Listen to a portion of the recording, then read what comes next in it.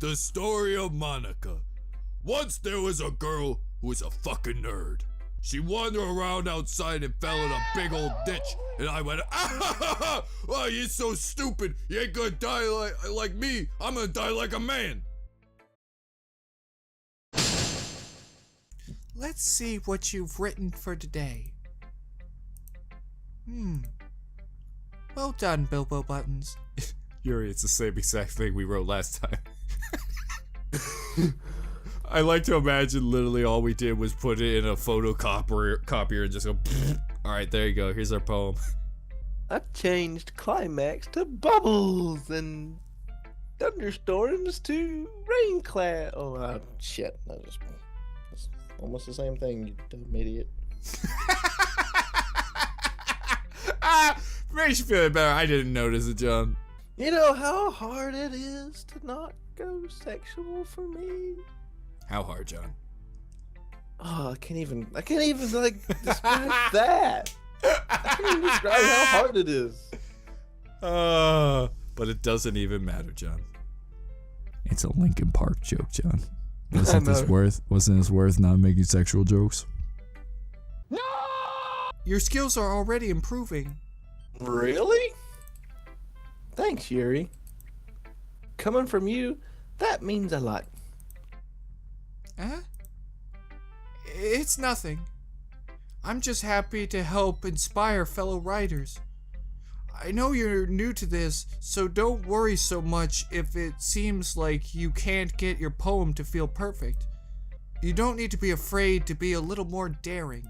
Metaphors can go a long way. Don't feel like you need to work your brain like turning a bunch of gears. Yuri, I'm gonna be honest with you, I haven't been working my brain this entire recording. Why did one of my leg hairs get stuck on a cord? That hurt. And yes, I'm not wearing pants.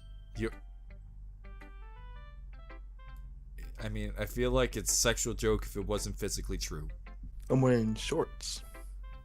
Oh, boo. Go pantsless. Go pantsless. I am pantsless. I'm wearing shorts. That's not pantsless. Shorts are pants. There you go. I just upped the ante. I'm now officially pantsless. Virtual high five, Ryan. Oh shit. I mean, yeah. Oh, I feel so free. I feel cold. There's still snow on the ground, so one of us, this is a bad decision. Oh my gosh, I'm sorry, Ryan. Try letting your mind wander through your feelings. No, Yuri. If John does that, Buckgun's taking his place, and if I do that, I'm gonna frickin' have to write a poem. And write down the things you see and hear. That's one way to truly enable your reader to see into your mind. I don't think they want to do that. It's a very intimate exercise. I see. That's a certainly interesting technique, but I don't think any of Ryan's subscribers want to see into his mind. Thanks for sharing, though. Hold on, I'll do you all a favor. Guys, this is what it's like to be inside Ryan's mind. I like turtles. I have, well, an example of that, if you'd like to read it. I mean, we have to at this point. We've done it for everyone else. I swear to God, if it's a frickin' novel. Of course. Is this the poem you wrote for today? Yuri nods and timidly hands me her poem.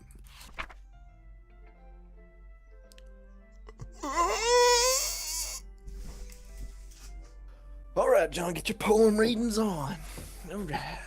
Oh, God. I can't even read. Yoda, shut up. Yoda's like, do not read. He actually said size matters not. Shut up, Yoda! Shut up! That's It actually matters a what he lot! said too. Ah!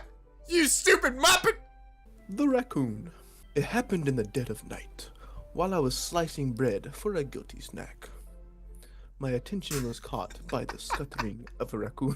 That's so funny, Ryan. I'm laughing that her guilty pleasure is a piece of bread. Oh. Who in the heck just goes around like, like salivating, just buckets of drool. I need a slice of white bread. I thought you were laughing at the way I was reading it. I'm trying to read it like a fancy governor because, Yuri just seems fancy to me. My attention was caught by the scuttering of a raccoon outside my window. That was, I believe, the first time I noticed my strange tendencies as a unordinary human. I like how at first it was totally normal, and then you're like, it just upped it. You're like, I gotta get more weird. Alright, go on. I gave the raccoon a piece of bread, my subconscious well aware of the consequences. Well aware that a raccoon that is fed will always come back for more. The enticing beauty of my cutting knife was the symptom. Oh, that's getting kind of... Holy shit, she's sweet. You give him a piece of bread and you're like, yeah! The bread, my hungry curiosity, the raccoon, an urge. Like a burp. Holy shit, a moly? John, are you also getting a certain characteristic from this poem? Murderous intent. Mm-hmm. The moon increments its phase and reflects that much more light off of my cutting knife. The very same light that glistens in the eyes of my raccoon friend. I slice the bread, fresh and soft. The raccoon becomes excited. Or perhaps I'm merely projecting my emotions onto the newly satisfied animal. The raccoon has taken to following me. You could say that we've gotten quite used to each other. The raccoon becomes hungry more and more frequently, so my bread is always handy. Every time I brandish my cutting knife, the raccoon shows me its excitement. A rush of blood. Classic Pavlovian conditioning. I slice the bread, and I feed myself again. Well, I don't think we should be hanging out with her anymore. John, I don't like this at all. This thing here makes me uncomfortable. Are we the sucker raccoon that's just like, I like bread. I like your 2 giant loaves. Ha ha ha ha ha. Ryan. What? Do you like the loaf of bread? I was a little more daring with this one than yesterday's. You don't say. You freaking killed a raccoon, didn't you? I can see that. It's a lot more metaphorical. I don't know if it's my fault, but I can't begin to imagine what this poem is about. It's about feeding the raccoon, fattening it up, killing it, and eating it. Yoda, this is not the time. Do or do not. You can't just try, John. You gotta eat that fat sack of shit. That's right. It's a bit closer to my preferred writing style. Using the poem as a canvas to express vivid imaginary and conveying emotions through them. If I take it at face value, then I can't even figure out what it's supposed to mean. Because you're a dumb sack of shit, Bilbo Buttons. No, it's because it's not about buttons. He's like, this is no buttons in this story. Crumple up, throw in trash. Well, I think it's something that different people can relate to in their own way. I wanted to express the way it feels for me to indulge in my more unusual hobbies. John, how about we just say her unusual hobbies, eating carbs? Can we agree on that? She doesn't, girls, very, very self-conscious about the carbs, even though it seems with the certain big parts of her body, the carbs are doing her 2 thumbs up. But we've watched enough anime to smell out the yandere, don't you think? Yeah. Oh, John, we've watched a lot of animes where yandere shows up. Oh man, I kind of thought it was gonna be Monica. I mean, we said at the beginning we knew there was gonna be a yandere, and I still kind of think we could be wrong though. Wouldn't it be funny if she just we get into her house and she's really fat eating bread? Oh, bread! Wow, this is not what I expected. Unusual hobbies? Was expecting you to murder me, not turn fat. This is a lot worse. Don't worry, Yuri, I got a plan. Yeah, da da da da da da da da da da da da. Yeah, da da da da da da da da da da da. And John has no idea what I'm talking about. It's those sort of things I'm usually forced to keep to myself. It's probably a good thing, Yuri. So, I sometimes enjoy writing about them. Huh. Oh. You almost crossed over to the dark side. Huh. That's funny. Since when did he become Italian, Ryan?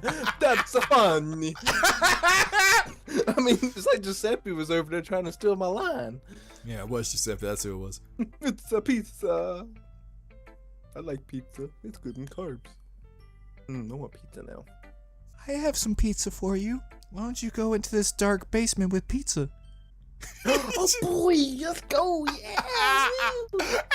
You go down the basement, you turn on the lights, you're just surrounded by 4 guys dressed up as Teenage Mutant Ninja Turtles. Oh, no! Oh, we got It's pizza time, John.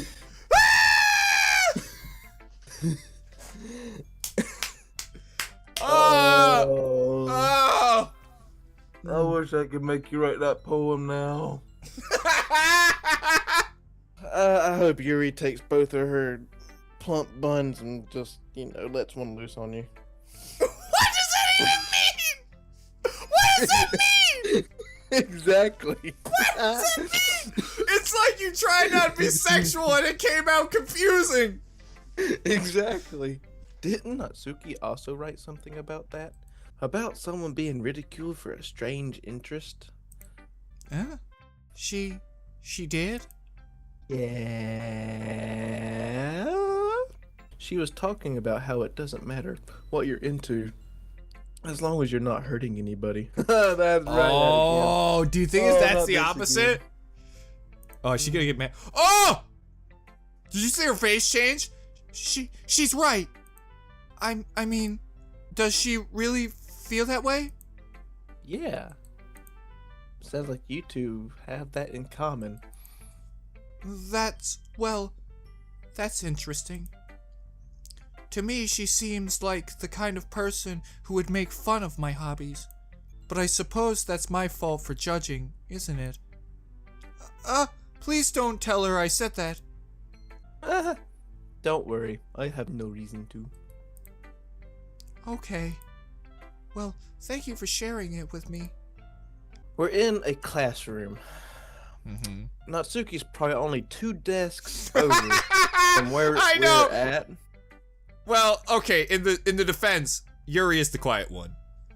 I mean, that is true, but I'm sure Bilbo Buttons was like, Natsuki said the same thing in real life. Natsuki, I know. Like, Yeah, huh? You're right. You're right. Okay, all right. Like, So I'm gonna try to defend the story on this one, only in our storyline and not in other storylines. Also, Monica is screaming somewheres in her Irish voice, probably to Natsuki. So I just realized we have uneven numbers. That means whenever we're doing a poem, someone is not reading a poem, like just sitting in the closet. After all, if I hadn't learned to embrace my own weirdness, I would probably hate myself.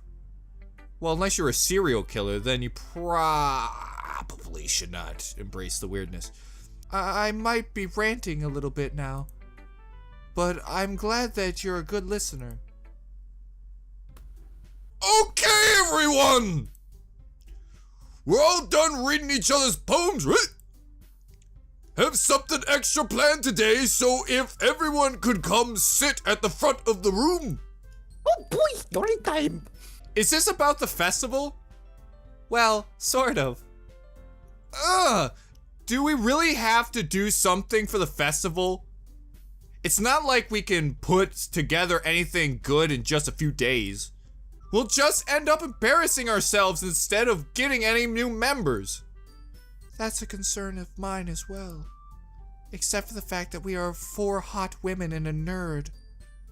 You're right, the nerd's gonna ruin everything. Oh man, come on guys. I can show my button collection. out the window with him. No, I don't want to go out the window. There's a weird hole over there. I've been talking about that for months. Do you struggle from crippling constipation? I'm sad, and I can't poop. Well, here at the Hobo Ryan channel, we have the thing for you. A conversation between Ryan and John about 50 Shades of Grey. That's right, folks, you get an entire scene about Hobo Ryan and John talking about the 50 Shades of Grey movies. Completely without context. John's wife was watching something in the background, and all I heard was chains and whips, and this was weird. I don't know what they do in their household, but it's none of my business. Act now and you'll get one Bakugan monologue completely free. How now? Brown horse. I'm a modern day philosopher. And remember, folks, only at the Hobo Ryan channel will we make you shit your constipation away. Thanks, Hobo Ryan.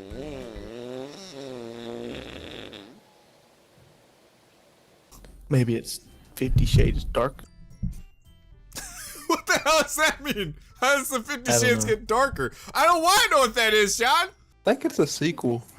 Hold on. Google, you are my hero. Oh, John, you don't want to go down this rabbit hole, buddy.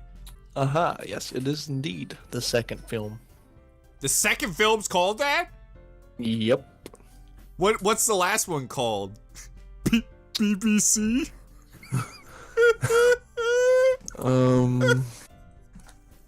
Let's see. I think it's called 50 Shades Freed, actually.